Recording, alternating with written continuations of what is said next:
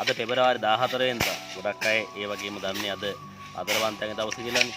ඉතින් මහා සංඝරත්නයේ විදියට පොඩිහාන් වහන්සේලා විදියට පිරිවෙන් කරන අවුලන් වහන්සේලා විදියට අද අපි ආවා ඒ වගේම ශ්‍රමදානමය කටයුත්තකට. ඒ තමයි පොඩිහාන් වහන්සේලාගේ මේ දවස්වල අපේ නේවාසිකාගාර ඒ වගේම භික්ෂු බිලංගල් ඒ වගේම අපරාධ කරන ඒකට අවශ්‍ය කරන වැඩ ටිකක් අපි සොයා ගන්නා උළුත් පැලැස්ස ගණේවත්තේ මෙහි ආරාමයේ ළඟ මේ පොඩි ආරකෙන්දේ වැඩ ටිකක් වැඩ තියෙනවා. අපි පොලිසියට ඒ වගේම පොඩක් දැනුවත් කරලා රාජ්‍ය නිලධාරීන්ට පොඩක් දැනුවත් කරලා වැඩ ටික කොටවා ගන්න ආවා. පොඩි අය එක් කරගෙන ආවේ නැහැ.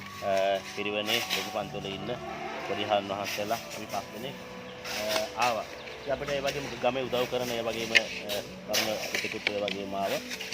වැලි ලෝඩ් එකක් සාමාන්‍යයෙන් ගේන්න ඒ වගේ මෙතන ගෙනල්ලා බාන්න පිටින් 15000ක් විතර ගත්තා.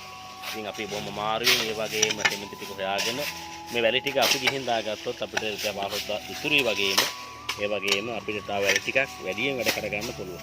අපි උත්සාහ කරනවා වැලි කිව් දෙකක් විතර කොහමද දවසේ දාගන්න අද පිළිවෙලේ නිමාඩු සෙන්සුරාදා දවසින්ද. ඉතින් ඒ නිසා ඒ කටයුත්ත තමයි උදේ ආවේ. ඉතින් ඒ නිසා අපිට ගොඩක් අය මේ කාලේ උදව් කරනවා.